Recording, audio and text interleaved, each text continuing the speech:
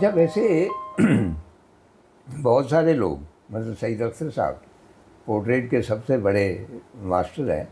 उन्होंने एक दफ़ा कायद-ए-आज़म की तस्वीर 23 मार्च के लिए बहुत ह्यूज पता नहीं कितने मंजिला बुलंद बनाई और तब उन्होंने मुझे बताया, उन्होंने कहा कि मैं बहुत एडमायर करता हूँ ये जो फिल्मी बनाते हैं ना पोस्टर, जी क्योंकि उनका इतना बड़ा होता है कैनवस और उसको कंट्रोल करना और कि दूर से वो परफेक्ट सिमेट्री दिखाई दे, लेकिन जब वो पेंट कर रहे होते हैं तो इतना बड़ा फेस पेंट कर रहे होते हैं तो बड़े कॉम्पिटेंट लोग जी होते जी जी बिल्कुल बिल्कुल, एक ज़बरदस्त एक आर्ट फॉर्म थी जो बाकी और चीज़ों की तरह से कुछ टाइम का शिकार हुई, टेक्नोलॉजी का शिकार हुई और वो अब पेंट होना उस तरह से बंद हो गया। अब वो प्रिंटिंग की शक्ल हैं। में जी हाँ, चला गया, फ्लैक्स प्रिंट हुआ किसी फ्लैक्स मूवी हाँ। का और लग गया।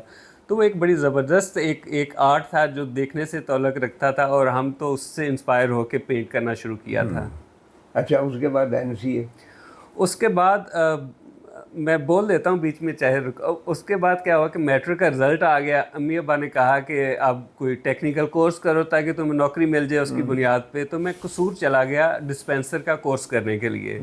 तो डिस्पेंसर का 1 साल का डिप्लोमा किया। इसी दौरान एक डॉक्टर साहब जो कसूर लाहौर से कसूर आते थे, उन्हें लगा कि बच्चा शरीफ है और काम शाम करता रहता है तो इसको मैं लाहौर बुला लेता हूँ अपने क्लिनिक पे नौकरी के लिए, और साथ से गुलाब देवी हॉस्पिटल में नौकरी भी दिलवा दूंगा। तो ये दोनों काम करता रहेगा, सुबह हॉस्पिटल जाएगा, शाम को मेरा क्लिनिक खोलेगा। और मैं लाहौर आने का बहाना ढूंढ रहा था, तो मैं उनके साथ लाहौर आ गया। शाम को उनका क्लिनिक करना, सुबह हॉस्पिटल में नौकरी करनी। लेकिन अब मेरे जहन में था कि मैं लाहौर में आ गया हूँ तो मुझे आर्ट करना है, मुझे NCA में दाखिला लेना है। अब हिम्मत नहीं होती थी कि NCA के अंदर चले जाएं, एक फ़र्क दुनिया थी।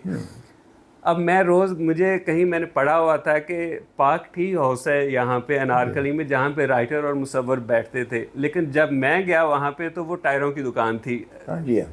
बाद में उसको रिस्टोर किया गया। तो अब मैं वहाँ, मेरे जहन में था कि यहाँ मुझे आर्टिस्ट मिलेंगे इस एरिया में, पार्क टी हाउस के रेफरेंस में कहीं मेरे जहन में था।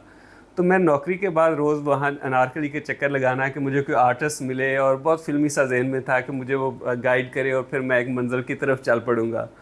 तो एक दिन बाई चांस एक पंजाब यूनिवर्सिटी का स्टूडेंट MA का इकबाल खोखर, वो वहाँ पे पेंट कर रहा था। मैंने कहा जी आज मुझे आर्टिस्ट मिल गया, मैंने अपना दिल का मुद्दा उसे बताना है और उससे सीखना है।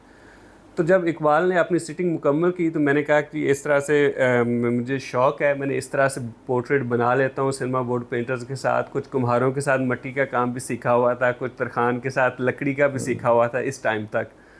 तो उसने कहा मुझे दिखाना तुम ला के, फिर मैं तुम्हें बताऊंगा। तो उसने अपना हॉस्टल का एड्रेस दे दिया, खालिद बिन वलीद हॉल। वहाँ पे मैंने सारा पोर्टफोलियो उठाया जो मैंने तरखानों के साथ, कुम्हारों के साथ काम बनाया था सिनेमा बोर्ड पेंटर्स के साथ। तो इकबाल से काम दिखाया तो उन्होंने बताया कि वहाँ पे जब टेस्ट होता है आर्ट का तो वहाँ फ्री हैंड ड्राइंग होती है। इससे पहले मैं ग्राफ के साथ पोर्ट्रेट बनाता था। तो उसके इकबाल से फिर मैंने फ्री हैंड ड्राइंग की ट्रेनिंग शुरू की, जहाँ पे सामने देखते हैं मॉडल को या किसी भी स्टिल लाइफ को और सामने आप बगैर उसके ग्राफ के कागज़ के ऊपर बनाते हैं। तो इकबाल के साथ मैंने इस तरह से तैयारी शुरू कर दी फ्री हैंड ड्राइंग की, और उसने मुझे मदद दी NCA में दाखिले के लिए। जब NCA आए तो एक एक ज़बरदस्त दुनिया थी, मुख्तलिफ थी, फ़र्क बैकग्राउंड के लोग थे। और शुरू में घबराहट थी कि मैं तो बिल्कुल गांव से आया हूँ हाँ, यहाँ। बिल्कुल एक पेंडू बचा। हाँ जी, पेंडू बच्चा, और यहाँ कैसे फिट होऊंगा। लेकिन थोड़े दिन बाद ही ये एहसास हुआ कि जब असाइनमेंट मिलती है और उसके बाद जो आपका जो मेयार है काम का, जो आपका असाइनमेंट आपने कैसे बनाई, उसकी बुनियाद पे जज किया जाता है, ना कि ये कि कौन कहाँ से है, किस बैकग्राउंड से है, किस स्कूल का पढ़ा हुआ है। ये चीज़ वहाँ निकल जाती है। NCA में कौन से ऐसे असातिज़ा थे जिनसे आप मुतासर हुए या जिनके बारे में आप समझते थे कि वो आपको कुछ सिखा सकते?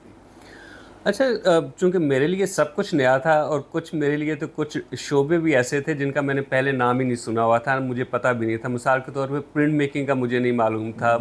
मुगलिया मुसव्वरी मिनिएचर पेंटिंग का मुझे पता था, कुछ ना कुछ मैंने देखी हुई थी चीज़ें। और जब वहाँ गए तो सब कुछ मेरे लिए सीखने के लिए नया था। और इंतहाई काबिल उस्ताद थे हमारे, जिसमें कुदूस साहब भी थे, अनवर सईद साहब, RM नईम साहब थे, इमरान साहब, ये सारे वहाँ पे पढ़ा रहे थे।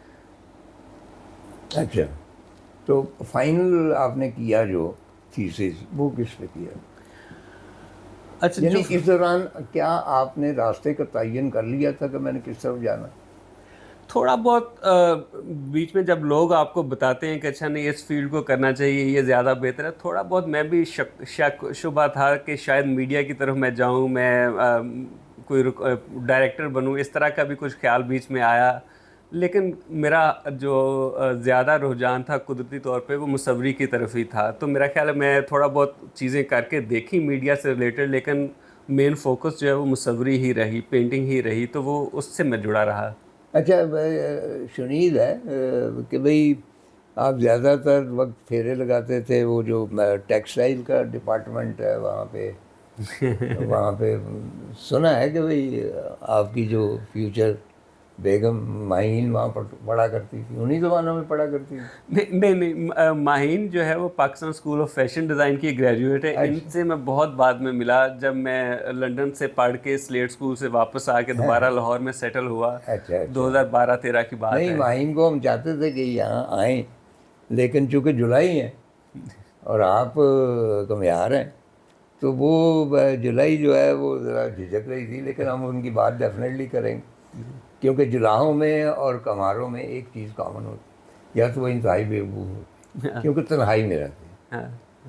यानी खड्डी जो है, जो खड्डी एक तन्हाई का अमल है ना, और कूज़ागरी भी एक तन्हाई का अमल है।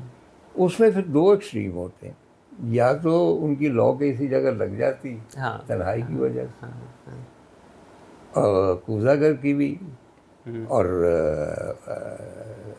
जुलाई की। मतलब शाह हुसैन का अपने आप को जुलाहा कहते थे, हालांकि राजपूत थे, कि शाह हुसैन जुलाहा, जो आहा सो आहा, वाह। कि मैं जो हूँ बस हूँ।